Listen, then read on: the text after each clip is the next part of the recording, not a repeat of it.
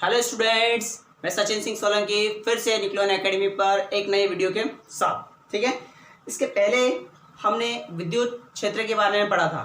ठीक है ना, जो कक्षा 12वीं का स्थिर विद्युत का एक पार्ट था विद्युत क्षेत्र, वहां तक मैंने आपको क्लियर करवा दिया था। आज की इस वीडियो के अंदर मैं उसके आगे के टॉपिक के बारे में बात करूँ। काफ़ी आसान टॉपिक है और बहुत अच्छे से आपको समझ में आएगा, ये मेरी गारंटी। ठीक है, दूसरी बात, यहाँ पर बोर्ड में इससे क्वेश्चंस काफ़ी अच्छे आते हैं। ठीक है ना, ये जो विद्युत द्विध्रुव है और आगे हम पढ़ेंगे विद्युत द्विध्रुव आघूर्ण, तो इससे क्वेश्चंस बोर्ड में आने के चांसेस ज़्यादा रहते हैं। और अगर मैं कंपटीशन की बात करूँ, प्रतियोगिता परीक्षाओं की बात करूँ, तो उसमें भी यहाँ से बहुत अच्छे क्वेश्चंस बनते हैं। तो आइए हम स्टार्ट करते हैं विद्युत द्विध्रुव के बारे में। ठीक है ना, क्या होता है। मैंने आपको आवेश के बारे में जब पढ़ाया था, जब मैंने आपको दो प्रकार के आवेश बताए थे, एक धनात्मक आवेश और ऋणात्मक आवेश। ठीक है ना, एक क्या बताया था मैंने, धनात्मक आवेश, धनात्मक आवेश, और एक बताया था मैंने ऋणात्मक आवेश। इन दोनों के ऊपर ये बेस्ड है। ठीक है, मतलब क्या है विद्युत द्विध्रुव का, पहले मैं आपको मीनिंग समझाता हूँ। मतलब क्या है कि प्लस का आवेश, एक धन आवेश और एक ऋण आवेश, इन दोनों आवेश को लिया हमने, दोनों आवेश को हमने कुछ दूरी, कुछ अल्प दूरी पर रख दिया। ठीक है ना, तो ये जो पूरा सिस्टम है ये क्या कहलाता है, हमारा विद्युत द्विध्रुव। परिभाषा लिख सकते हैं कि दो समान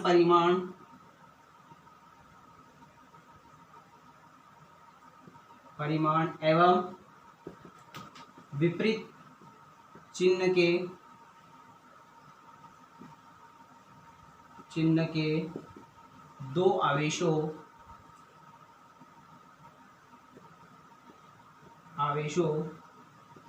को अल्प दूरी 2D, ब्रैकेट में लिख देता हूं 2D पर रखते हैं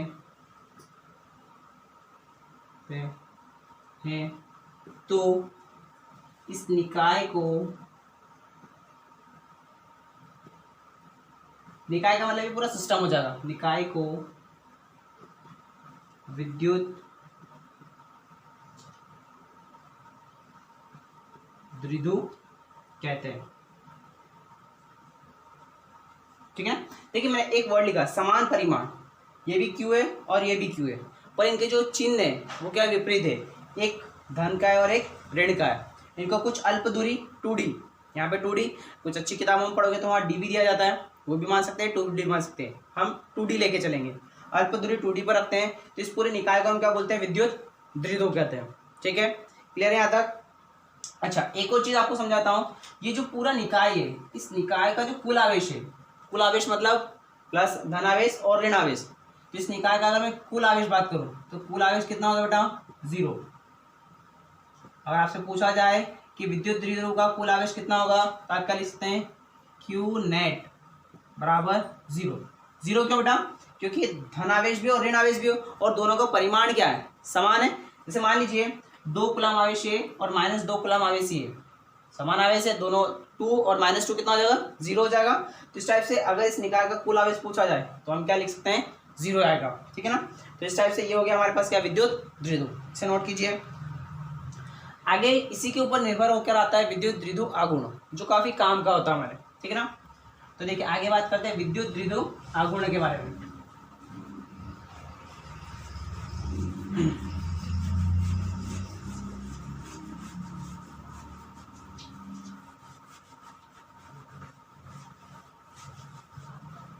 चलिए, अगला टॉपिक हमारा विद्युत द्विध्रुव आघूर्ण।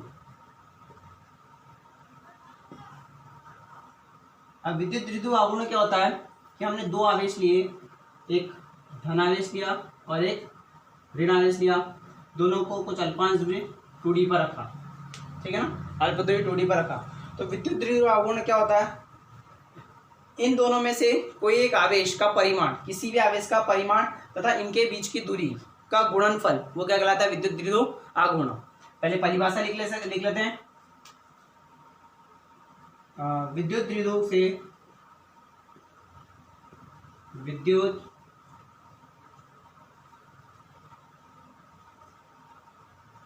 द्विध्रुव आघूर्ण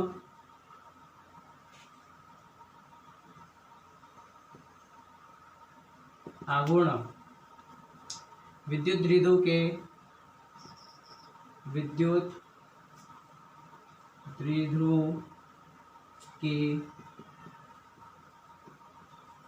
किसी आवेश वो धन भी हो सकता है, ऋण भी हो सकता है। मैं धन और ऋण लिख देता हूँ, धन या ऋण। किसी आवेश का परिमाण, क्योंकि परिमाण मतलब इसका मान, धनावेश या ऋणावेश का मान वो तो सेम समान रहेगा ना। किसी आवेश का परिमाण तथा उनके बीच की दूरी का गुणनफल विद्युत द्विध्रुव कहलाता है। सॉरी, विद्युत द्विध्रुव आघूर्ण कहलाता है। ठीक है, मतलब इन दोनों में से कोई एक आवेश लेना आपको और उनके बीच की दूरी लिखना। आगे लिख लें, विद्युत द्विध्रुव आघूर्णों को P के द्वारा प्रदर्शित करते हैं। विद्युत द्विध्रुव आघूर्ण को P के द्वारा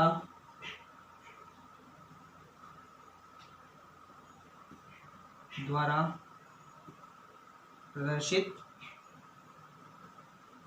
करते हैं। ठीक है ना, इसके द्वारा प्रदर्शित करते हैं। तो इसकी परिभाषा हो गई। चलिए इस आगे क्या लिखेंगे हम। अब P बराबर क्या हो जाएगा, P बराबर विद्युत द्विध्रुव होगा हमारे पास P, इसमें से कोई एक आवेश हो गया, तो ये मैंने लिख लिया आवेश गुणित उनके बीच की दूरी। ठीक है ना, अल्प दूरी लिख लेता हूँ यहाँ पे। क्या हो जाएगा, P बराबर बेटा आवेश कितना लिया हमने, Q लिया, और अल्प दूरी कितनी हमारे पास 2D ले लिया हमने। तो फाइनली इसको मैं क्या लिखता हूँ, P बराबर 2Q × D। ये हमारे पास क्या गया, विद्युत द्विध्रुव आघूर्ण हो गया। ठीक है ना, मतलब दोनों में से कोई एक आवेश ले ले, उसका परिमाण लेंगे और उसके बीच की अल्प दूरी लेंगे, तो क्या कहलाएगा, विद्युत द्विध्रुव आघूर्ण। ठीक है, यहाँ तक लिख लीजिए आप। चलिए अब इसके बाद आगे बात करते हैं, ये कैसी राशि है। तो इसके आगे बात करते हैं विद्युत द्विध्रुव आघूर्ण के बारे में। तो यह एक कैसी राशि है, सदिश राशि है। नोट करके लिख लेते हैं हम, यह एक सदिश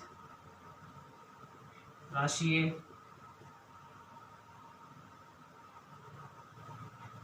ठीक है ना, अगर सदिश राशि है तो इसकी कुछ दिशा होगी। अब दिशा कैसे निकालेंगे भाई, देखिए यहाँ पर याद रखिएगा, मैंने आपको पहले विद्युत क्षेत्र बताया था कि जो विद्युत क्षेत्र की दिशा होती है वो धनात्मक से ऋणात्मक की होती है, लेकिन विद्युत द्विध्रुव आघूर्ण की जो दिशा होती है वो ऋणात्मक से धनात्मक की ओर होती है। तीर का निशान यहाँ बना रहा हूँ, ऋण से धन की ओर। ये एक सदिश राशि है जिसकी दिशा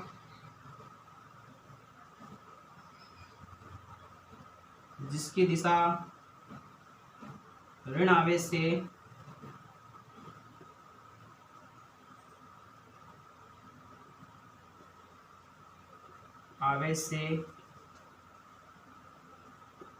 धन आवेश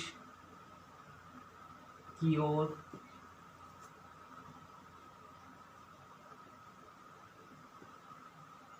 होती है। ठीक है ना, मतलब अगर ये सदिश राशि तो इसकी दिशा कैसी होगी, ऋणावेश से धनावेश की ओर होती है। ठीक है, पहला पॉइंट। चलिए आगे बात करते हैं। इसके बाद कुछ और परिभाषाएं इसकी, मतलब कुछ और इसके बारे में जानकारी लेते हैं। चलिए, विद्युत द्विध्रुव आघूर्ण इसके हमने दिशा के बारे में बता दिया। दिशा के बाद हम बात करते हैं इसके मात्रक के बारे में। अगला क्या है, इसका मात्रक, इसका एसआई मात्रक। देखिए फॉर्मूला क्या बना था हमारे पास, P बराबर 2Q × D। कूलाम का मात्रक मैंने आपको बताया था क्या होता, सॉरी चार्ज का मात्रक होता कूलाम, और ये क्या है, दूरी का मात्रक क्या होता है हमारे पास मीटर में। तो इसका मात्रक क्या हो जाएगा, कूलाम × मीटर। ठीक है ना, कूलाम इंटू मीटर हो जाएगा इसका मतलब। दूसरा इसका विमीय सूत्र, तो विमीय सूत्र कूलाम का क्या होता है, ए इंटू टी। विमीय सूत्र कैसे लिखेंगे, ए टी, और दूरी का क्या होता है, एल, ठीक है ना, ए टी एल, ये हम बोल सकते हैं। ठीक है ना, इसको याद करने का था, ए टी एल का मतलब अदूर हो जाएगा। ए मतलब धारा होती है, टी समय होता है, और एल क्या होता है, लंबाई या दूरी। तो इसका विमीय सूत्र क्या हो जाएगा, ए टी एल हो जाएगा। ठीक है ना, तो ये विद्युत द्विध्रुव के बारे में। फिर इसका सदिश रूप,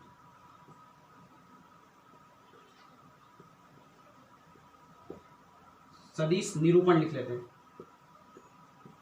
सदिश रूप में हम इसे कैसे लिखेंगे, पी कैसे एक सदिश राशि है, आवेश कैसा होता है, आवेश एक अदिश राशि होती है, तो उसके ऊपर कोई भी तीर का निशान लगाएंगे, 2q इंटू यहाँ पर डी के ऊपर एक तीर का निशान लगा लेना। तो ये हमारे पास क्या हो जाएगा, इसका सदिश निरूपण हो जाएगा, किसका, विद्युत द्विध्रुव आघूर्ण का। तो ये सारी बेसिक बातें मैंने आपको बता दी किसके बारे में, विद्युत द्विध्रुव आघूर्ण के बारे में।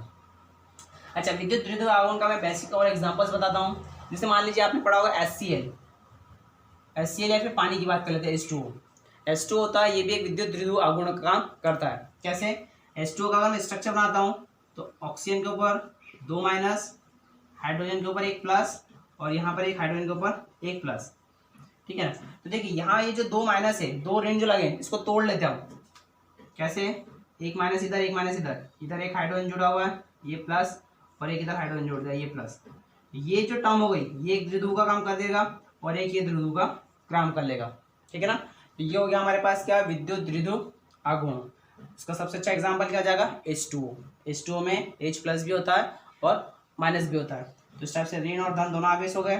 ठीक है ना, ये क्या कहलाएगा, विद्युत द्विध्रुव आघूर्ण कहलाएगा।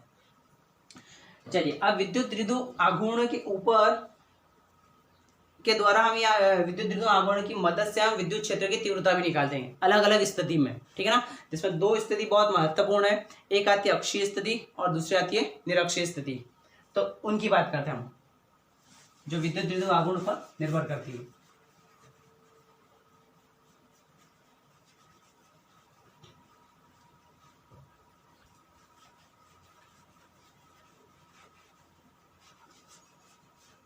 चलिए, अगली हेडिंग क्या होगी हमारे पास, विद्युत द्विध्रुव आघूर्ण की मदद से अक्षीय स्थिति में विद्युत क्षेत्र की तीव्रता। तो मैं लिख लेता हूं अक्षीय स्थिति,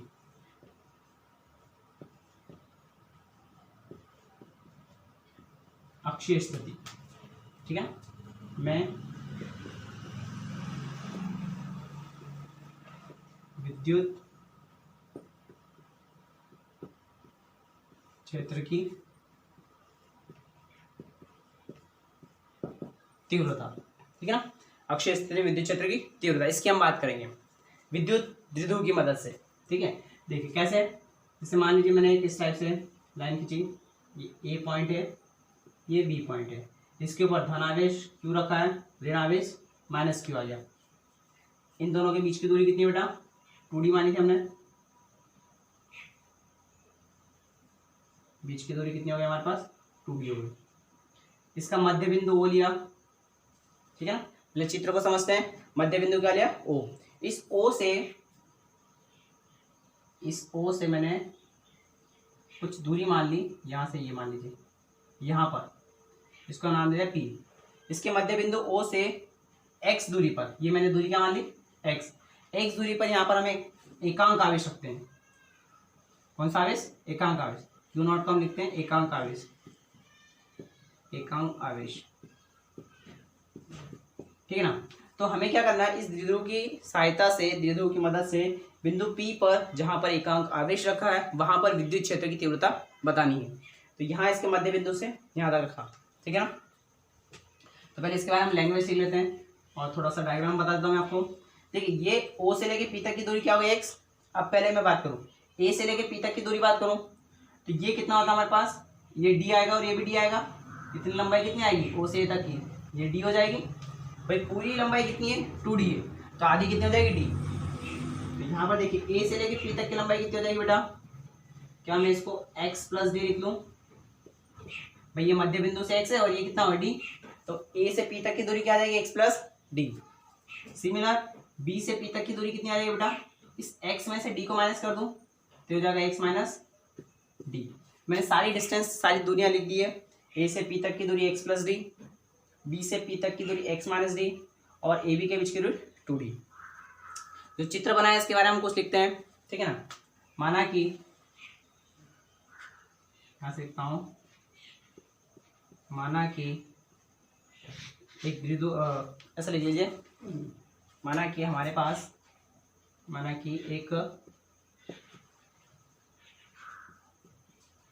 द्विध्रुव या एक द्विध्रुव ए बी है, जिसकी लंबाई, कैसे लिख लीजिए, विद्युत द्विध्रुव ए बी है, जिसके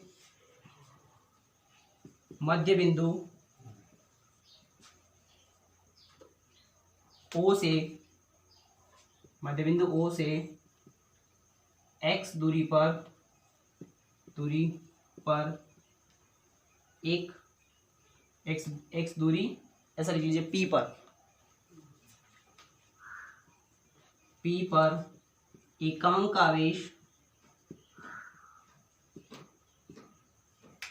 आवेश q नॉट उपस्थित है,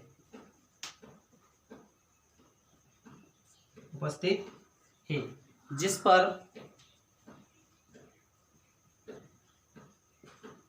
पर हमें विद्युत क्षेत्र की तीव्रता ज्ञात करनी है, ठीक है ना। ये हमने इसको समझकर ये लिख लिया। तो हमने क्या करा कि हमारे पास ए बी एक विद्युत द्विध्रुव है, तो उसके मध्य बिंदु ओ से बिंदु पी तक की दूरी x मानी। इस x पर हमने एकांक आवेश q रखा हुआ है, ठीक है ना, जिस पर हमें क्या निकालनी, विद्युत क्षेत्र की तीव्रता निकालनी। ये लिख लिया हमने। चलिए आगे बात करते हैं। अब इस धन आवेश की वजह से यहाँ विद्युत क्षेत्र की तीव्रता कितनी आएगी वो देखेंगे। देखिए आगे क्या आ जाएगा हमारे पास। अब देखिए यहां अगर मैं बात करता हूं, इस एकांक आवेश को भी मिटा देता हूं। जनरली विद्युत क्षेत्र की तीव्रता का फॉर्मूला क्या होता है, हम क्या लिखेंगे, विद्युत क्षेत्र की तीव्रता,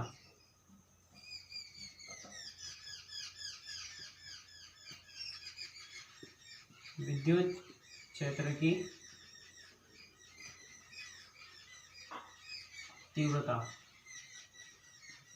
उसका फॉर्मूला क्या होता है बेटा, E बराबर KQ अपॉन R का स्क्वायर, ये होता है। अब पहली बात हम इस धन आवेश से बात करेंगे, तो क्या लिखेंगे, धनावेश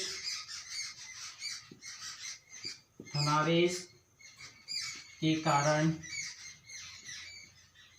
बिंदु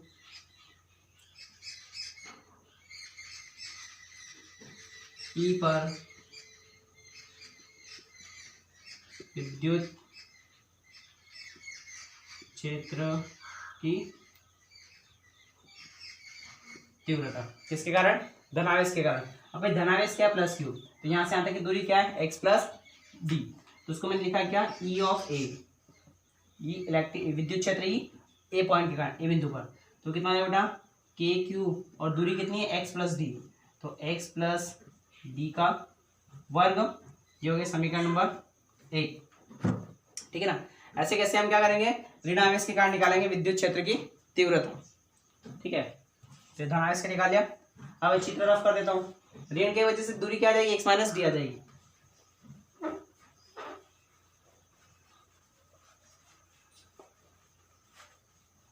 चलिए अब क्या होगा, ऋण आवेश के कारण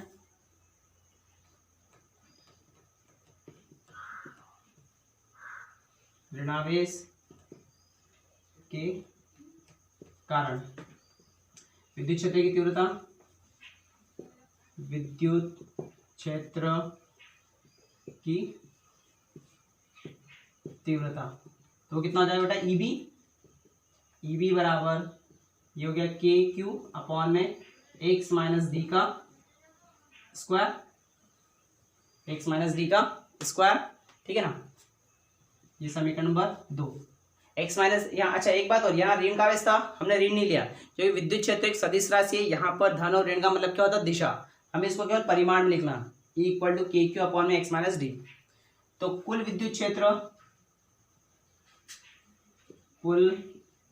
विद्युत क्षेत्र की तीव्रता, ठीक है ना। कुल विद्युत क्षेत्र की तीव्रता क्या आ जाएगी, ई बराबर, अब हमारे पास दो चीज आई, एक ई आया और एक ईबी आया। ई और ईबी में से मैं बात करूं तो ईबी की वजह से जो विद्युत क्षेत्र की तीव्रता आई वो ज्यादा आएगी। देखिए मैं आप डायग्राम से बता देता हूँ। जैसे मान लीजिए हमारे पास ये धनावेश था और ये ऋणावेश था। यहाँ पर हमने एक धनावेश रखा था, एकांक आवेश। तो ये धन क्या करेगा, ये धन इस पॉइंट के ऊपर इधर इसको प्रतिकर्षित करेगा और ये ऋण क्या करेगा, इसको इधर अपनी तरफ आकर्षित करेगा। तो बिंदु पी के ऊपर दो दिशा आ रही है, जैसे मैं यहाँ खड़ा हूँ, एक इधर जा रही है और एक इधर जा रही है। तो एक इसको प्रतिकर्षित कर रहा है और एक इसको क्या कर रहा है, आकर्षित कर रहा है। तो यहाँ पर जो कुल विद्युत क्षेत्र की तीव्रता आई वो इन दोनों के अंतर के कारण आएगी। अब अंतर कैसे, बड़े वाले विद्युत क्षेत्र की तीव्रता में से छोटे वाले विद्युत क्षेत्र की तीव्रता को मैं घटा देता हूँ। तो कैसे घटाएंगे हम, हमें पता है कि केपी अपॉन में एक्स माइनस डी, यहाँ पर दूरी कम है बी की वजह से, ऋण आवेश की वजह से, तो उसमें से हम धनावेश वाले को घटा देंगे। तो क्या लिखूंगा मैं यहाँ पर, ये हो जाएगा मेरे पास ई बी माइनस ये बी वाले में से ए वाले को मैंने घटा दिया। तो कितना हो जाएगा बेटा, ई बराबर ई बी कितना है, के क्यू अपॉन में एक्स माइनस डी का स्क्वायर, और ये कितना हो जाएगा, के क्यू अपॉन में एक्स प्लस डी का स्क्वायर वर्ग। क्या दोनों में से के क्यू कॉमन निकाल लो, तो के क्यू कॉमन निकाले मैंने, यहाँ कितना हो जाएगा, एक बटा एक्स माइनस डी का स्क्वायर माइनस एक बटा एक्स प्लस डी का स्क्वायर। एलसीएम ले लीजिए, तो कितना आ जाएगा हमारे पास, ई बराबर के क्यू। देखिए इसका गुणा मैं इधर करूँगा, इसका गुणा इधर करूँगा और आपस में इन दोनों का गुणा करूँगा, इन दोनों को करेंगे आपस में गुणा करेंगे और क्रॉस गुणा करेंगे। तो वहाँ से यहाँ कितना आ जाएगा बेटा, ये हो जाएगा हमारे पास एक्स प्लस डी का वर्ग माइनस एक्स माइनस डी का वर्ग। नीचे बात करूँ तो ए माइनस बी और ए प्लस बी का फॉर्मूला बन जाएगा। तो क्या इसे मैं ऐसा लिख सकता हूँ, एक्स का स्क्वायर एक्स का वर्ग माइनस डी का वर्ग और पूरे का होल वर्ग, ठीक है। अंदर वाले को ओपन कर लो आप, तो कितना हो जाएगा, ई बराबर के क्यू, इसको मैं बाहर निकाल लेता हूँ, एक्स वर्ग माइनस डी वर्ग और पूरे का होल वर्ग। अंदर ए स्क्वायर ए प्लस बी का होल स्क्वायर है, तो क्या हो जाएगा हमारे पास, एक्स का वर्ग प्लस डी का वर्ग प्लस 2xd माइनस एक्स का वर्ग माइनस डी का वर्ग प्लस 2xd, ठीक है। एक्स वर्ग डी वर्ग एक्स वर्ग कट गया, 2xd जुड़ जाएंगे, तो कितना हो जाएगा बेटा, ई बराबर के क्यू, वो 2 और 2 कितना हो जाएगा, 4xd, नीचे आ जाएगा कितना, एक्स का वर्ग माइनस डी का वर्ग और पूरे का होल वर्ग, ठीक है। यहां से यहां तक नोट कर लीजिए एक बार आप। चलिए इसके आगे सॉल्व करना बताता हूं मैं।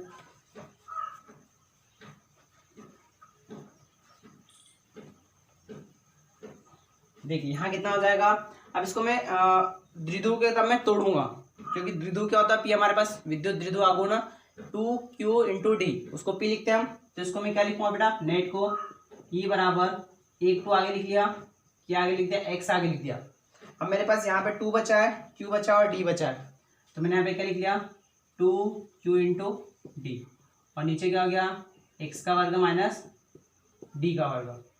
2qd क्या होता है हमारे पास, p होता है, साइड में लिख लेना, p बराबर 2q इंटू डी, यहाँ पर रख दीजिए आप, e बराबर 2kx इंटू पी अपॉन में x का वर्ग माइनस डी का वर्ग, ठीक है।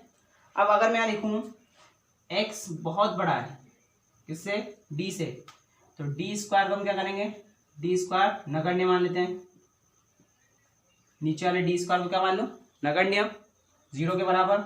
तो कितना आ जाएगा, ई बराबर 2kpx अपॉन में एक्स स्क्वायर का स्क्वायर हो जाएगा। देखिए ऊपर x है और नीचे x की घात 4 आएगा, तो एक x से x काट दूंगा मैं, ये क्या हो जाएगा, 2kpx अपॉन में x की घात 4, एक x से x कट गया, तो ये कितना आ गया बेटा, ई बराबर 2kp अपॉन में x की घात 3। मात्रक क्या जाएगा इसका, न्यूटन पर कूलम। तो ये हमारे पास पूरा विद्युत क्षेत्र आया अक्षीय स्थिति में, कितना आया 2kp/x3। किस स्थिति में आया हमारे पास, जब हमने इसको अक्षीय स्थिति में रखा है, ठीक है ना, मतलब ऐसे डाइपोल रखा था उसी दिशा में हमने क्या कर दिया, एक विद्युत एकांक आवेश को रख दिया, तो इस स्थिति में हमारे पास ये आ गया। ठीक है, तो आज के इस वीडियो के अंदर इतना ही। इसका नेक्स्ट जो पार्ट है उसके बारे में आगे अगले वीडियो के हम बाद डिस्कस करेंगे। कोई भी डाउट आया, कोई भी क्यूरी आती है तो आप नीचे कमेंट बॉक्स में लिख सकते हैं। अगर आप मेरे चैनल पर नए हैं तो इसके सब्सक्राइब करें और लाइक ज़रूर करें और अपने दोस्तों के साथ शेयर करें। हिंदी मीडियम के जितने भी आपके दोस्त हैं उनके साथ शेयर करें ताकि इसी टाइप से आपको अच्छे अच्छे वीडियोस मिलते रहें। ठीक है, थैंक यू।